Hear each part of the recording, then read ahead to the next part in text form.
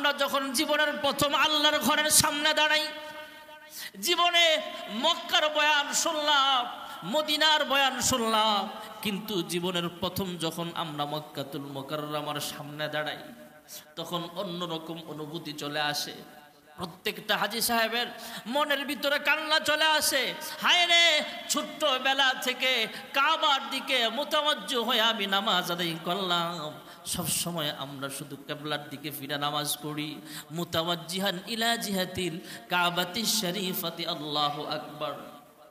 কাবার দিকে ফিরে নামাজ আদায় করি। আজকে কাবার সামনে দাঁড়াইলাম, হায় রে আমার কপাল কত ভালো, দুনিয়াতে কত পয়সাওয়ালা এখানে আসতে পারে না, দুনিয়াতে কত সুন্দর মানুষ এখানে আসতে পারে না, ধনী হলেই এখানে আসতে পারে না, শুধু সুন্দর হলেই এখানে আসতে পারে না। আমার মতো নগণ্য একজন গোলামকে আল্লাহ তাআলা এমন একটা ঘরের সামনে দাঁড় করায় দিয়েছেন, যে ঘরে আসমান থেকে সরাসরি প্রতিদিন 120টা রহমত নাজিল হয়। আর জোরে কম। আমরা যখন কাবার সামনে যাই তখন কাবা ছাড়া অন্য কিছু দেখতে মনে চায় না। বাস্তব কথা বললাম ভাইয়ারা আমার, সর্বপ্রথম যারা কাবার সামনে যায় চোখের পানি ধরে রাখতে পারে না। অধিকাংশ মানুষ কান্না হাউমাউ করে কান্না আরম্ভ করে দেয়, হায়রে কই আসলাম, আল্লাহর ঘরের সামনে চলে আসলাম। আমরা যখন নামাজ পড়ি কিবলার দিকে ফিরা নামাজ পড়ি, মুসলমান যখন ঘুমায় উত্তর দিকে মাথা দিয়া, দক্ষিণ দিকে পা দিয়া, ডান কাত হইয়া আমরা কিবলার দিকে চেহারাটা ফিরে ঘুমাই, কিবলার দিকে ফিরা নামাজ আদায় করি। মানুষ যখন মারা যায়, ইমানদার যখন মারা যায়, কবরে যখন দাফন করা হয় চেহারাটা কিবলার দিকে ঘোরায় দেওয়া হয়। এই কাবার প্রতি আমাদের মনের ভিতরে মোহাব্বত আছে না নেই? কাবা শরীফ আমরা তওয়াফ করি। কেউ যদি হজ্জের সফরে যায় আর অথবা উমরা করতে যায় তাহলে কাবা শরীফ তওয়াফ করা ফরজ। আর যদি কেউ বড় হজ করে তাহলে 3টা ফরজের মধ্যে প্রথম নম্বরের ফরজ তো গেল হারাম বাঁধা, 2 নম্বরের ফরজ হলো আরাফার ময়দানে অবস্থান করা। সুবহানাল্লাহ। গতকাল সৌদি আরবে 9 জিলহজ গিয়েছে। গতকাল সূর্য ডুবা পর্যন্ত আরাফার ময়দানে হাজী সাহেবরা অবস্থান করেছেন। এরপরে সেখান থেকে আরাফার ময়দান থেকে মাগরিবের আজানের পরে সূর্য ডুবার পরে মাগরিবের নামাজ আদায় না কইরা মুজদালিফার পথে রওনা হয়ে গেছে। মুজদালিফার পথে রওনা হয়ে গেছে। মুজদালিফায় যায়, সেখানে যায় যদি এশারের টাইম হয়ে যায় আরো লেট হয়, অসুবিধা নাই, মাগরিবের নামাজ আর এশারের নামাজ একসাথে আদায় করবে। জোরে কোন সুবহানাল্লাহ। মাগরিবের আজানের পরে সূর্য ডুবার পরে বের হবে, মাগরিব পড়বে না, এটা নিয়ম। সেখান থেকে মুজদালিফায় চলে গেছে, সেখানে যায় মাগরিব এশারের টাইম হয়ে গেল, আগে মাগরিব পড়বে তারপরে এশা পড়বে। সুবহানাল্লাহ বল। আরাফার ময়দান থেকে মুজদালিফায় চলে গেল। মুজদালিফায় যাওয়ার পরে সেখানে রাত্রে অবস্থান করা। মিনার পাশে, মিনার মুজদালিফা একসাথে। ভাইয়ারা আমার, আজকে হজের দিন, হজের মূল দিন, মূল কার্যক্রম আজকে অনেক দিন। ভাইয়ারা আমার, আজকে হলো হজ্জের 2য় দিন। গতকাল গেছে প্রথম দিন আরাফার ময়দানে অবস্থান করা।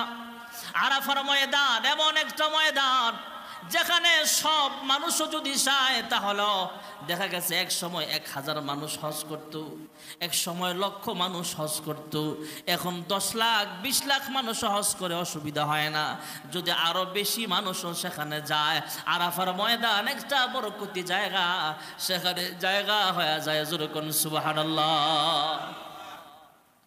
আরাফার ময়দানে মোটামুটি সমস্ত নবীরা 2-3 জন নবী ছাড়া সবাই অবস্থান করেছেন।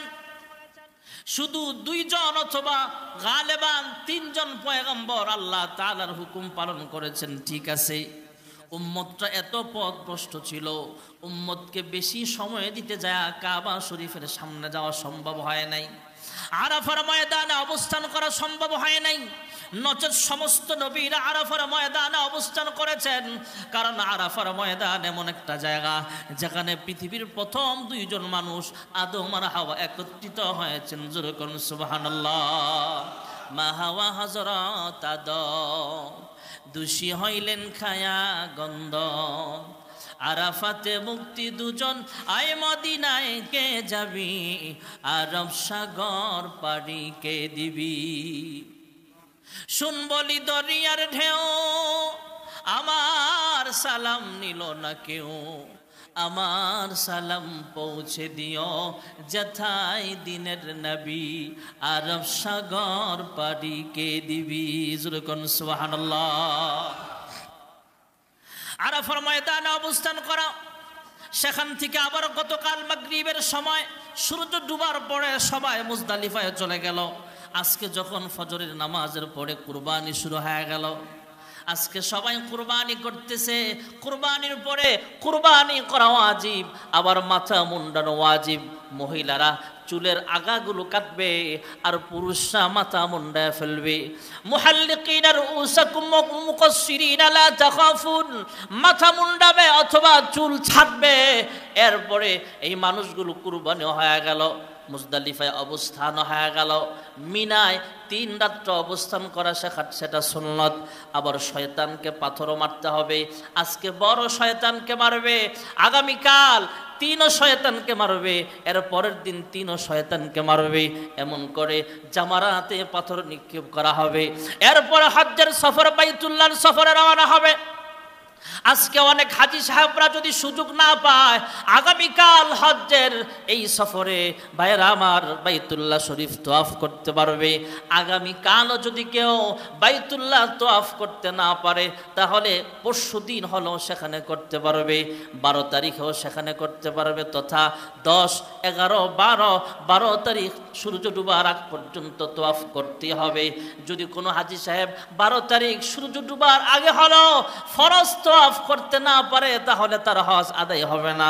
যদি কোনো হাজী সাহেব মক্কায় গেল, মদিনায় গেল, কিন্তু 9 জিলহজ সন্ধ্যাবেলায় তথা সূর্য ডুবার সময় আকুফে আরাফা, আরাফার ময়দানে অবস্থান করতে পারে নাই, তাহলে তার হজ আদায় হবে না।